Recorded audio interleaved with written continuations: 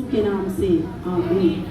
खुदावंद की शुक्रगुजारी करते हैं कि खुदावंद खुदा हमारी जिंदगियों में अपने जलाल को जाहिर करने की कुदरत और कुव्वत रखता है। मैं अपने उस्ताद की शुक्रगुजार हूँ जिन्होंने ये मौका फराहम किया कि मैं आपके सामने खुदा के कलाम को बयान कर सकूं।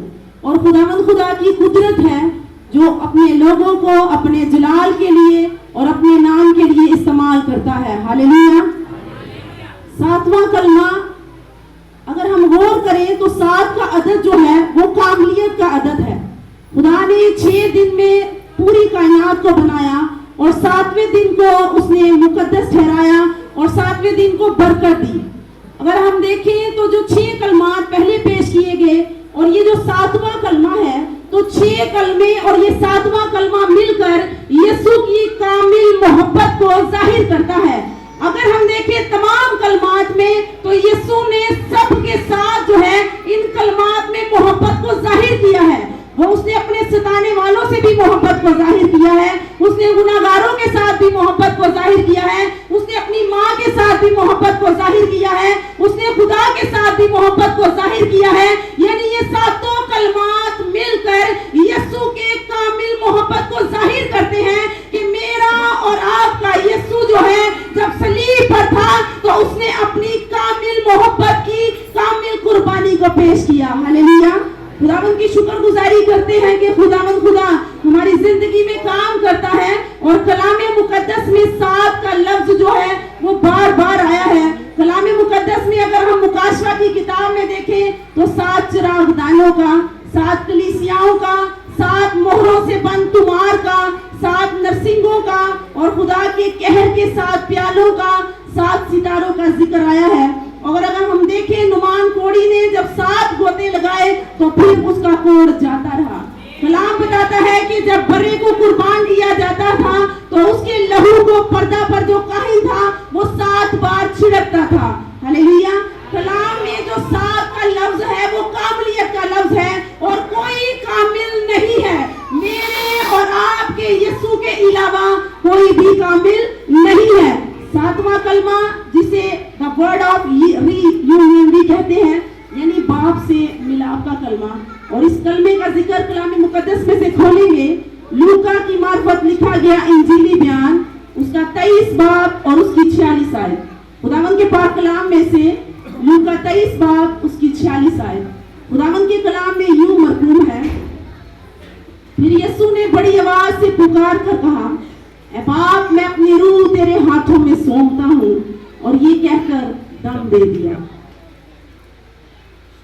गौर करेंगे यीशु की जात पर जो इस वक्त दुख में है। आखिरी जुमला मेरा और आपका यीशु हमारे लिए बोलने वाला है। बीमारों को ठीक किया, मुर्दों को जिंदा किया, लंगड़ों को चलाया, अपने शागिर्दों से बातें की, सबके साथ बात कर ली और अब आखिरी अल्फाज जो है वो यीशु बयान कर रहा है और आखिरी अल्फाज में कहता है, ऐ बाप मैं अपनी रूह तेरे हाथों में सौंपता हूँ। हालेलुया। यीशु के जो आखिरी अल्फाज जो उसने बोले वो कलाम बताता है कि उसने आहिस्ता आवाज में नहीं बोले। अब गौर करें कि उसके ऊपर जो था वो गुनाहों का बोझ था और वो गुनाहों के नीचे दबा भी है और उसके ऊपर दुनिया जहान के सबके गुनाह है। और आपने देखा है कि उसे इस कदर जिल्लत का गुजारा करना पड़ा, उसे इस कदर तकलीफ दी गई, लेकिन फिर भी यीशु जो है इस वक्त जो है कलाम बताता है कि उसने बुलंद आवाज से इस कलमे को अदा किया। हालेलुया। बुलंद आवाज से इस कलमे को अदा करने का मकसद ये था कि ऐ शैतान तेरा कोई जोर नहीं, ऐ शैतान तेरी कोई कुव्वत नहीं और तू मुझे मौत नहीं दे सकता। हालेलुया। जिंदगी और मौत का इख्तियार किसके पास है? यीशु के पास है। मौत और आलमे रवा की कुंजियां भी मेरे ही पास है। और मैं बुलंद आवाज से इस कलमे को बयान करता हूँ कि तेरा कोई जोर नहीं, तेरी कोई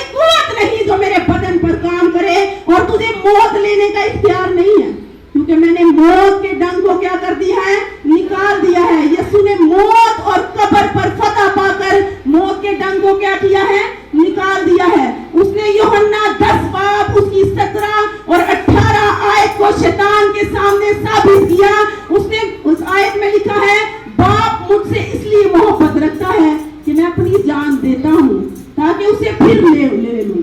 कोई उसे मुझसे छीनता नहीं, बल्कि मैं उसे आप ही देता हूँ। मुझे उसके देने का भी इख्तियार है और उसे फिर लेने का भी इख्तियार है। ये हुक्म मेरे बाप से मुझे मिला है। तू मेरी जान नहीं ले सकता। इब्लीस से बुलंद आवाज में इस कलमे को बयान करने का मकसद यही था कि तू मेरी जान नहीं ले सकता। मुझे जान देने का भी इख्तियार है और उसे फिर लेने का भी क्या है, इख्तियार है। हालेलुया। बाप मुझसे इसलिए मोहब्बत रखता है कि मैं अपनी जान देता हूँ ताकि उसे फिर ले लूं।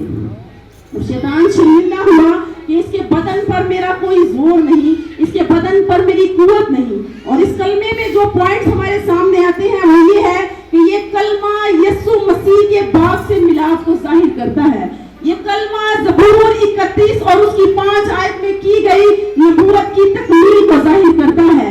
ये कलमा यीशु की हाकमियत, उसकी अथॉरिटी को भी जाहिर करता है। ये कलमा यीशु के एतमाद को भी जाहिर करता है जो उसका खुदा था कि मैं अपनी रूह किसी और के नहीं बल्कि अपने खुदा के हाथों में सौंप रहा हूँ। ये कलमा खुद को सुपुर्द करने वाली रूहानियत के नमूने को पेश करता है। यीशु अपनी रूह खुदा के हाथों में महफूज करता है। ये कलमा यीशु की खुदा के साथ रिफाकत को पेश करता है। यीशु ने दुख शुरू होने से पहले, यीशु ने खिदमत का आगाज करने से पहले, यीशु ने बाप के साथ अपनी रिफाकत को कायम रखा। दुख बढ़ता गया। सारी रात यीशु, जुमेरात की सारी रात यीशु जागता रहा और अब सलीब पर भी यीशु की अपने बाप के साथ रिफाकत है। बेशक गुनाहों का बोझ ज्यादा था, बेशक गुनाह ज्यादा लदे थे। थोड़ी देर के लिए खुदा ने अपने बेटे से मुंह फेर लिया और खुदा ने और यीशु ने कहा कि ऐ मेरे खुदा तूने मुझे क्यों छोड़ दिया। लेकिन फिर भी मेरे और आपके यीशु ने अपनी रिफाकत को बाप के साथ कायम रखा और वो बाप से ही मुखातिब रहा। उसकी नजरों का मरकज सिर्फ और सिर्फ अपना बाप ही था और वो बुलंद आवाज से यही कहता है कि बाप मैं अपनी रूह तेरे हाथों में सौंपता हूँ। उसका बाप को रूह दे देने का, सौंपने का मकसद ये था कि ऐ इब्लीस तेरा मेरे जिस्म पर भी कोई जोर नहीं, तू मुझे मौत भी नहीं दे सकता क्योंकि जिंदगी और मौत का इख्तियार मेरे पास है। मौत और आल मेरवा की कुंजियां मेरे पास है और मेरी रूह पर भी तेरा कोई इख्तियार नहीं। तू मेरी रूह को भी काबिज नहीं कर सकता क्योंकि रूह भी क्या है, वो भी मेरे ही इख्तियार में है और मुझ में ये अथॉरिटी है कि मुझ में जान लेने का भी और उसको फिर वापस ले लेने का भी क्या है, इख्तियार है। खुदावंद यीशु मसीह ने जब अपनी रूह को बाप के सुपुर्द किया, जब अपनी रूह को बाप के सुपुर्द कर दिया और कलाम बताता है कि उसने क्या दे दिया, दम दे दिया। जब उसने दम दे दिया तो वो आराम से नहीं बैठा बल्कि उसी रूह के वसीला से कलाम बताता है कि वो पाताल में गया और उन कैदी रूहों को क्या किया, रिहा किया और उन कैदी रूहों को आसमान पर क्या कर गया, ले गया। आज हर ईमानदार की रूह कहाँ जाती है, आसमान पर जाती है। कलाम बताता है कि जहां मैं हूँ वहां क्या हो, तुम भी हो, क्योंकि यीशु ने आसमान पर जाना था और बाप के तख्त पर बैठना था और मेरे और आपके यीशु ने जमीन से पाताल को खत्म करके हमारे लिए आसमानी दरवाजों को खोल दिया। हालेलुया। जोरदार तालियां बजाइए। हालेलुया। यीशु मसीह ने इस कलमे में अपनी फतह-याबी और अपनी कामयाबी को इख्तियार से बोला। उसने सुस्त होकर नहीं बोला, वो परेशान नहीं हुआ शैतान से, क्योंकि शैतान आपका कुछ नहीं कर सकता। शैतान का जोर, शैतान का डंक, मौत का डंक निकल चुका है, क्योंकि पौलुस कहता है कि मेरे लिए जीना क्या है, मसीह, और मरना क्या है, नफा है। हमें पता है कि अगर हम मर भी जाएंगे तो आगे हमारे लिए क्या है, नफा है। इधर बल्कि कम फायदा है, मरने के बाद हमारे फायदे क्या होंगे, ज्यादा शुरू हो जाएंगे। और इस कलमे का जिक्र हमें कुर्सी और 2 बाब उसकी 15 आयत में भी मिलता है। कलाम बताता है कि उसने हुकूमतों और इख्तियारों को अपने ऊपर से उतार कर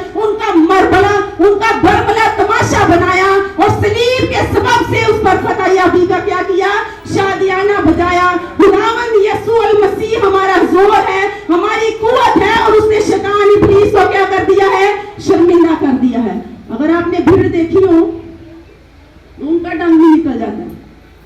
भीड़ देखी है आपने, पंजाबी में जिन्हें तंबूड़ियां कहते हैं, उनका भी जो डंग है वो अंदर से निकल जाता है। और जब उनका डंग निकाल दिया जाता है तो लड़के क्या करते हैं, उन्हें पकड़ते हैं लोगों के सामने और अपनी बहादुरी का मुजाहरा कर रहे होते हैं कि हमने इनको पकड़ लिया और ये हमें कुछ नहीं कह रहे।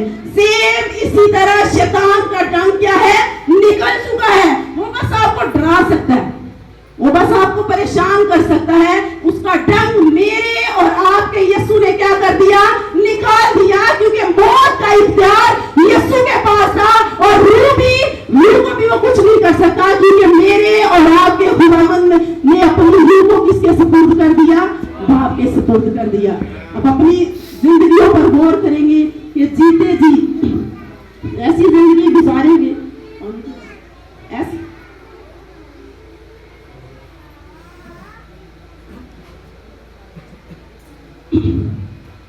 अपनी जिंदगियों पर गौर करेंगे और जीते जी खुदावंद के साथ चलेंगे। जब हमारी भी यीशु की तरह गहरी रिफाकत खुदा के साथ होगी, जब हमारी जिंदगी भी यीशु की तरह होगी और हमारी रिफाकत भी अपने यीशु की तरह होगी, तो हमारी आखिरी सांसों में भी हम भी अपनी रूह को उसके सुपुर्द करेंगे। हालेलुया।